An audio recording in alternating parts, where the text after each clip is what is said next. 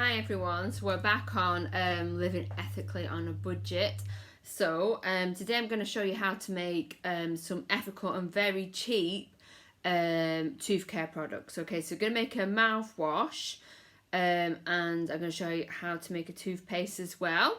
Okay, so you can buy, if you can afford it and you haven't got time to be faffing around making these things at home, you can buy ethical toothpaste and mouthwash. Obviously it's a bit pricey. Also, because I don't think any brand does a refillable mouthwash or toothpaste yet. Then you're using the packaging in the jars, whereas this you're making your own and you're filling up, so you win in several ways. And again, if you're somebody who hasn't bought the ethical stuff till now because it's been out your price range, just kind of puts it into your price range. Okay, right, so let's just turn this around. So this is the stuff we've got. So this is, I'm going to start off, where are we? It's quite hard to aim this. Oh yeah, okay, so this is my jug. I'm going to make some ethical mouthwash. So I've been using this for a bit. It's quite good. Some people think you shouldn't use too much essential oils in the mouth because it can kill off good bacteria. I'm not sure that's true. It's been quite good. The only problem is I did notice a little bit more plaque when I was flossing, but I used a different floss. So when I first started eco-friendly flossing, I used this one. Ooh, the charcoal one, which is very good. But it seemed to be less plaque whenever I did my teeth in the Organic range.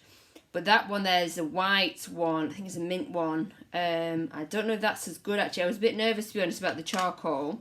But I read up and activated charcoal's not radioactive, but it is antiseptic. So whether the mouthwash isn't good for me because it's got too much peppermint, so then it's making more plaque at the end of the day, or it's just because I used not as effective floss. It sounds horrible, doesn't it, talk about this?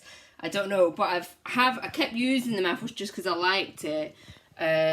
So I'm about to swap back to my old floss, so I'll let you know. Okay, so this is how we do it. So we've got in here, I've got cloves, fair trade cloves. Okay, now I don't get around to using cloves when I buy them. So this will go a long way. So that has 9 cloves.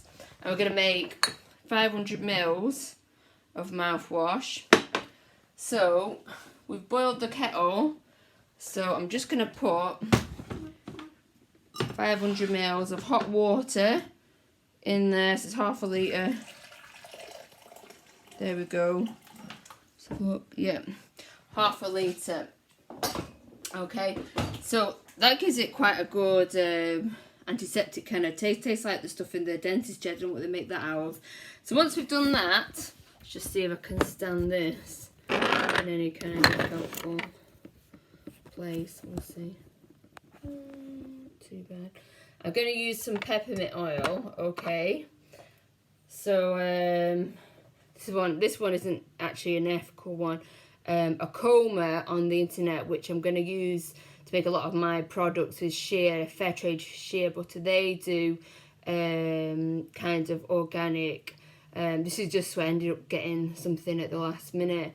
And then I can't remember the other one. Tisserand, and obviously Neil's Yard, which is meant to be ethical. They do ethical. Obviously Neil's Yard is more expensive. Tisserand's not as expensive. I'm not quite sure how ethical it is. So we're going to put actually in this 500 mils 20 drops of the peppermint. 1, 2, 3, 4, 5, 9, 10, 11, 12. A bit more. Right, so 20. And I guess you could stir it up if you wanted to. I guess there's a theory that all the oil could stick on the top. When I've used it, it tastes of peppermint all the way through. Unless, of course, it's only the cloves I can taste after the first bit. But I really like it. And it's cheap as chips, really, to make once you've made the initial spend of getting oils and stuff in. And the good thing about this is, unlike a lot of mouthwashes, which, although they kill plaque, they're acidic, so they actually can damage the enamel of your teeth. I think the BBC did a documentary on it some years ago.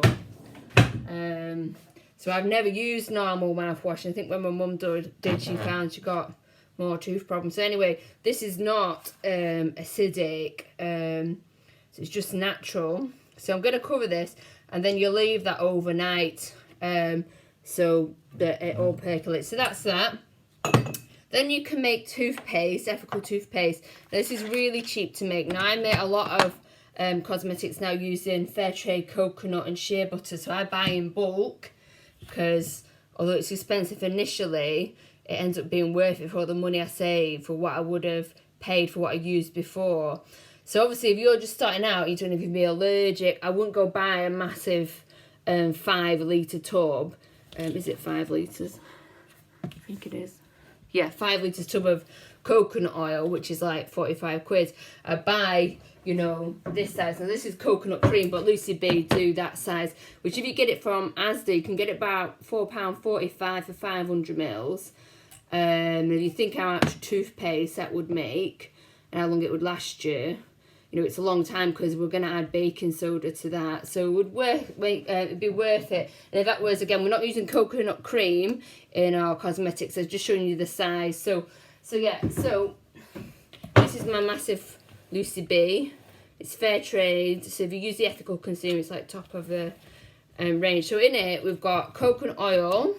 We've got baking soda. Now, I buy my baking soda from Unicorn, where you can buy massive big packets for fairly cheap. If you're going to buy it from a supermarket, then like a small tub is going to be like £1. So you need to kind of, this is why it's good to have your ethical co-op shops where they know you want to live ethically and they're all aiming to help you do that.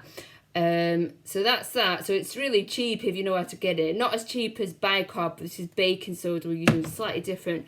Then I also add cocoa, because I read on one recipe somewhere, which I can't find my way back to, that cocoa is meant to strengthen the enamel the same way as fluoride does without any toxicity. And I've been using it for 6 months now, this recipe. I've not had any tooth pain, any sore gums, any decay. It's been really, really good. So, you know, I think it's fine, really. So what you do, you'd use, say, 3 parts of your coconut oil.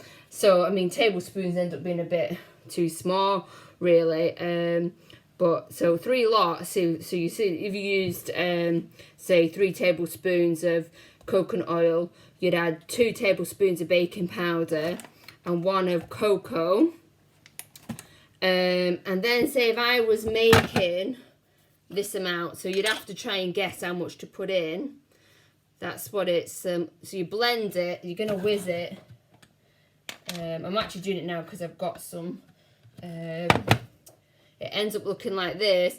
So before you blend it, when you've tried to work out how much you need in each to make a jar, again, it's going to have peppermint oil in it, which is a great one. I think you can get spearmint essential oil, I'm not 100%. So for that much, I pour about 60 drops, which it's not as much as you think, actually. It keeps going for quite a while. And this is, I think, 25 mils. I had a 20, and it did quite a few jars of this before it ran out, like a lot, because I made all family members jars as well for Christmas. So yeah, so that works great. So what I tend to do then, instead of having all that out in the bathroom, it can get a bit contaminated, or, you know, if you've got a big family, say 4 or 5, then probably, because you're all using it, you can leave that in the bathroom. Just watch out, because I've put it in a glass jar, you don't want it smashed. But what I tend to do is use, this is my smaller one, so this is an old face cream jar. I fill that up, so I'll leave that in the fridge, and I keep this one in the bathroom, and then I top it up. Just when you top up from the big one, you want to keep this out on the side for a bit, otherwise it's really rock hard to try and carve it. Also, what I do for eco-friendly, I love electric toothbrushes. They just keep your teeth so nice and clean. So I love my Braun, which is made in Germany, so hopefully it's fairly ethical. But this is, I was watching the market, eventually something came out. So it's kind of recyclable, eco-friendly, so kind of non-plastic electric toothbrush heads, which are compatible with Braun, and most of them. This is Oral-B Braun. It's live cocoa. So you can buy these in Holland and Barrett as well. So for 3, I think it's £9. But live cocoa, go to the website, you can actually often get it on a sale. So I think the sale I got, I ended up paying like £4 or £5 for 3 heads. So you can sometimes get it cheaper than Oral-B heads, and obviously they're recyclable. They go back to the manufacturer rather than in general waste. They're impregnated with charcoal, which I think charcoal can be a bit too abrasive actually, but it's impregnated in the bristles, so I doubt it's going to be too abrasive on the teeth. I did read up on it. It's just going to be a bit antiseptic, so it's maybe more for show.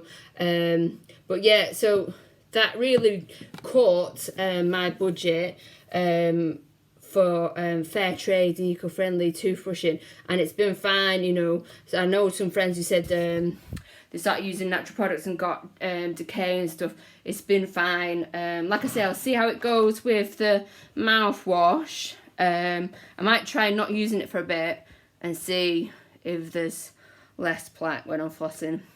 Icky subject, I know. So yeah, that's great. Thanks.